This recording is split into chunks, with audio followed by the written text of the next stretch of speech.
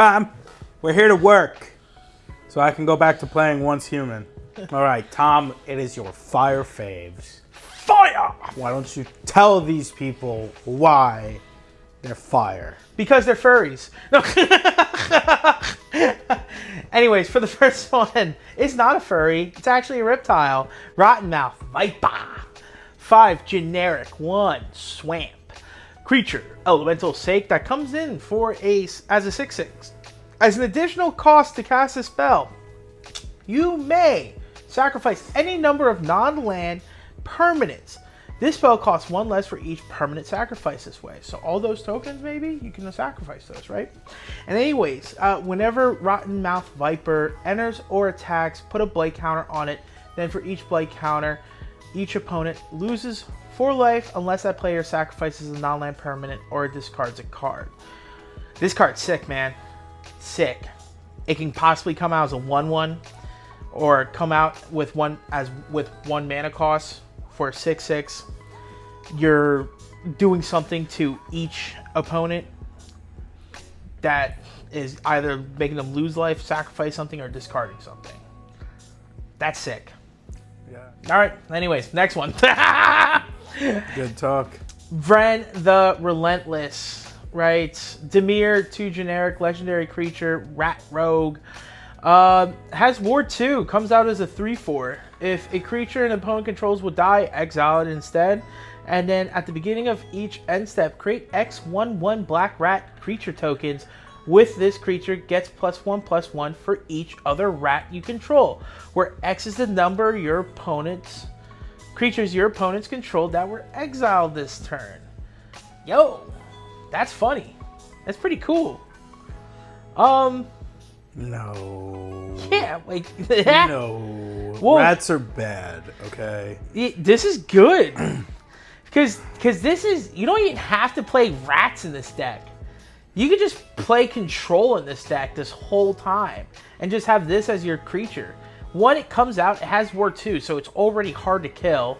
2, anything that your opponents control as far as creatures go, they're going to get exiled instead. So any of those death triggers, stupid shit that you deal with, yeah, screw you, that ain't happening anymore. They're just getting exiled. And then at the beginning of your end step, you're going to create any creature that got exiled, you're going to create a rat creature token, and it's going to get +1/+1 for each other rat you control. Wow. I don't like it. I think that's cool. It's a great card. No, it is a phenomenal card. I hate playing against rats. Like rat decks. And then you can just throw in all the key rat cards that you would want to throw in there. And if you're really bored, just have a butt ton of rat colonies. But if you ask me, I think rat colonies are not the way to play this deck. I think the way to play this deck is control. Control colony. Yep. All right. But yeah, that's Vren, the rat god. Anyways, Glarb. Calamities, Augur. It's a soul tie. Legendary creature, frog, wizard, noble. Look at this guy, chilling. Big Glarbin. Glarbin big. He looks like you. He's right living now. Glarb.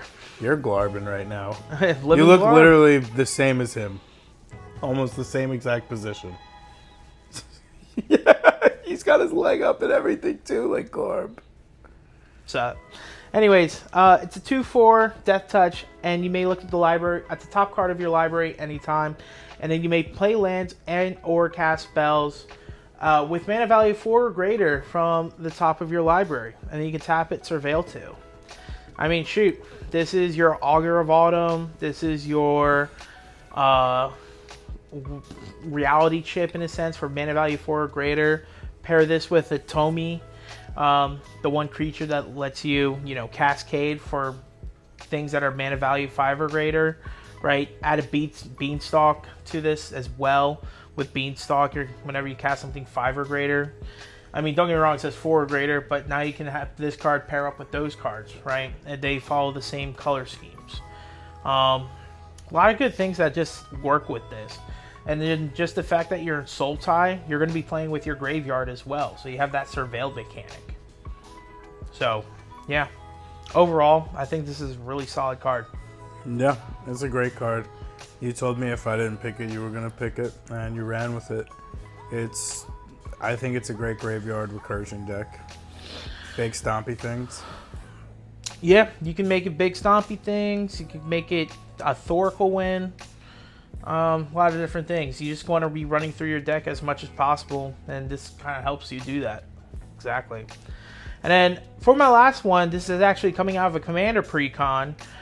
Didn't want to exclude any of the precons in this as well, but basically Bellow, Bard of the Brambles. My buddy Peter actually showed me this deck. He's going to be building it, and I actually really love the idea and the mechanics behind it. It's a legendary creature, Raccoon Bard. Casting cost is 1 generic Gruul. It's a 3/3, and then during your turn, each non-equipment, artifact, and non-aura enchantment you control with mana value 4 or greater is a 4/4 elemental creature, in addition to its types, and has indestructible haste, and whenever this creature deals combat damage to a player, draw a card. So this is turning your 4 mana value or greater enchantments and artifacts into 4/4 hasty boy indestructibles that let you draw a card when you deal damage. That's fun. And you can ramp fast with Gruul. Put out some nasty enchantments that are going to, who knows, maybe buff up your creatures as well. I'm thinking there's a 5 mana one, Zelnagos, I believe it's called. The one that's the enchantment god creature, not the 3 mana version, but there's a 5 mana version where it acts like a Alana Elena. And with that card, you're already going to be able to have it come as a 4/4, smack face and make you draw more. Pretty good. And then you just want to try to break it. So that way you're going fast. Super fast. Yeah, but Bellow, Bard of Brambles, I think it just has a lot of good utility. Fire Fave for me. Fire Fave. We're going over to Slay or Nay. Bah.